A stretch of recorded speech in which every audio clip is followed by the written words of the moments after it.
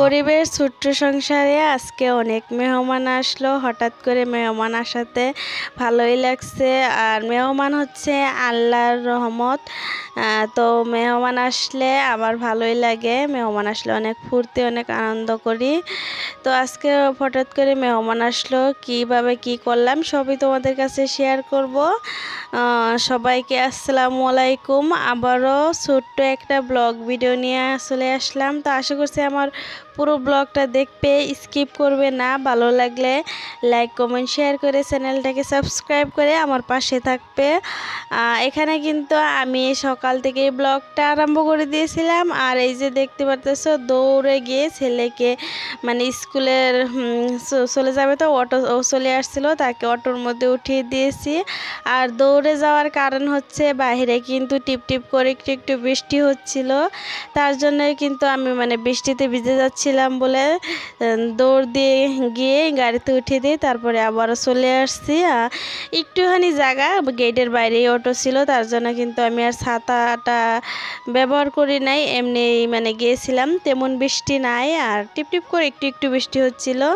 তো তারপরে চলে আসলাম আমি রান্নাঘরে। এখন আমি মানে অর্ধেক রান্না আগেই করে ফেলেছিলাম, তো বাদবাকি রান্নাগুলো এখন করব। কেননা আজকে সকালে কিন্তু আমরা চা রান্না করি নাই, চা খাওয়ার তেমন কিছু মানে আজকে করে নাই। আমি কালকে তোমাদের দাদাভাইকে বলতেই ভুলে গিয়েছিলাম যে চা খাওয়ার কিছুই নাই। তো তার জন্য সকালে ঘুম থেকে উঠেই মানে ভাতটা বসিয়ে দিয়েছি, যেহেতু ছেলে 7টার মধ্যে স্কুলে চলে যায়।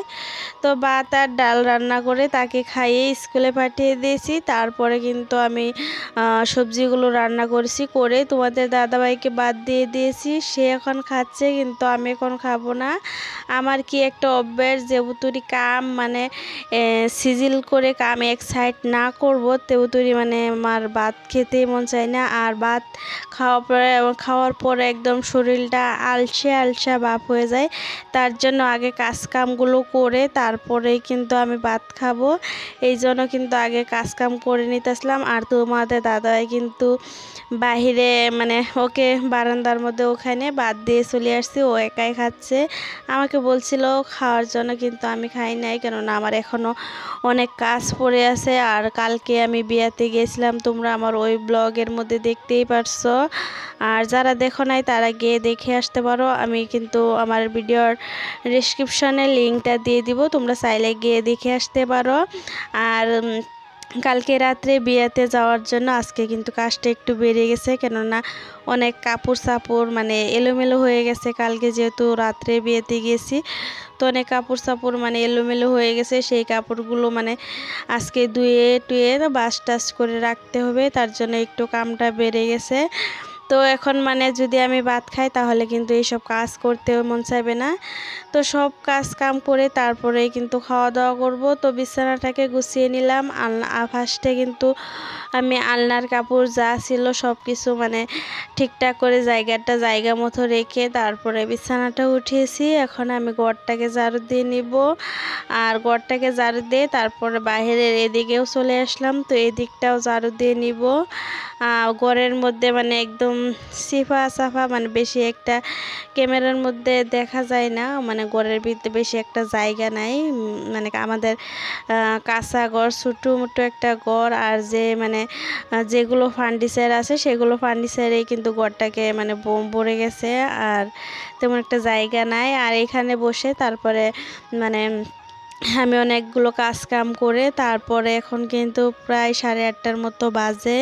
তো এখন আমি ভাত খাচ্ছিলাম, আর তোমাদের দাদাভাই কিন্তু অলরেডি আগে ভাত খেয়ে নিয়েছে, তারপরও আমার সাথে বসে আবারও মানে খাইতেছিল। আমি মানে দিয়েছিলাম, বলতেছিলাম মানে এক্সট্রা থালির মধ্যে দেওয়ার জন্য, কিন্তু সে এক্সট্রা থালিতে খাই নাই, বলতেছে আমার সাথেই অল্প একটু খাবে, বেশি খাবে না। এই জন্যই মানে আগেই ভাত তো আগেই খেয়ে নিয়েছে, মানে আমি এখন খাচ্ছি বলে আবারও তার একটু মানে অল্প একটু খাবে বলে বসছে। তো তাকে সে আর আমি বাচ্চা খেয়ে পরে কিন্তু আর কোনো ভিডিওই আমি বানাই নাই। সে স্কুলে চলে গিয়েছিল ছেলেকে আনার জন্য, আর পরবর্তীতে আমি কোনো ভিডিওই বানাই নাই। আমি কিন্তু মানে তারা চলে যাওয়ার পরে আমি একটু শুয়েছিলাম। তো এখন মানে দুপুরের খাবার দাবার করার পরের এই ভিডিওটা। তো এই যে বললাম না গরিবের ছোট্ট সংসারে গরিবানা মেহমান। তো এই যে আমার মেহমান, ওই যে উনি আসছিল, আর উনি না আরও মেহমান আসবে, তোমরা দেখতে পারবে। উনি আসছিল মানে আমাদের আমি বলছিলাম ঈদের পরের দিন আসার জন্য, কিন্তু আজকে ঈদ চলে গেছে প্রায় 15-16 দিন হয়ে গেছে আজকে উনি আসছে। তো আমি যেগুলো সকালে রান্না করেছিলাম সেগুলো দিয়ে খাওয়া দাওয়া করে ওনাকে মানে পাঠিয়ে দিয়েছি।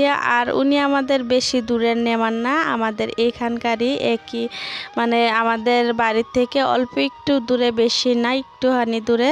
তো তারপরে বিকাল না এখন সন্ধ্যাবেলা এই যে আবারও মেহমান। এই মেহমানগুলোও কিন্তু অনেক দূরের না, আমাদেরই কাছের।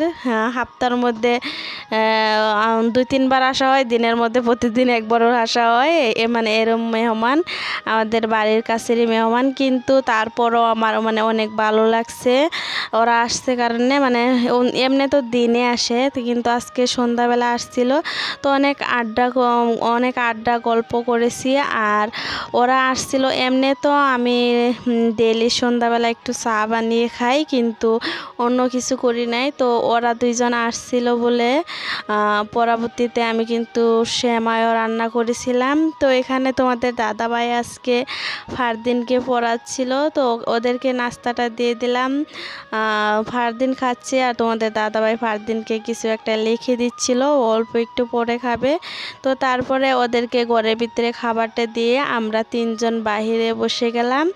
তো আমরা 3 জন এখানে বাইরে বসে বসে খাচ্ছিলাম আর অনেক গল্প করতেছিলাম। আর ওই যে উনি আমাদের মাসি, তো উনি বেড়াতে আসছে ওনার বাপের বাড়ি, তো ওই যে ওটা ওর মা হয়। তো ওরা দুইজন মাঝি, আর আমাদের মানে একই বাড়ি, মানে বাড়ি একই সাথে, মানে রাস্তার এই পার আর এই পার, বেশি দূরে না। তো এগুলো হচ্ছে আমার গরিব সংসারের গরিবানা মেহমান। তো ওরা আসছিল, ওদের সাথে অনেক মজা আড্ডা করে অনেক নাস্তা টাস্তা খেয়ে তারপরে ওরা চলে গেছে। আর আমি রাতের রান্নাগুলো রেডি করে নিতে। আজকের ভিডিওটা আর আমি বেশি লম্বা করব না, তৈরি থাকবে। ভালো লাগলে লাইক কমেন্ট শেয়ার করে চ্যানেলটাকে সাবস্ক্রাইব করে দিও, আমার পাশে থেকেও। তো আজকের মতো বিদায় নিচ্ছি, আবার দেখা হবে নতুন আরও একটা ব্লগের সাথে। আল্লাহ হাফিজ, বাই বাই।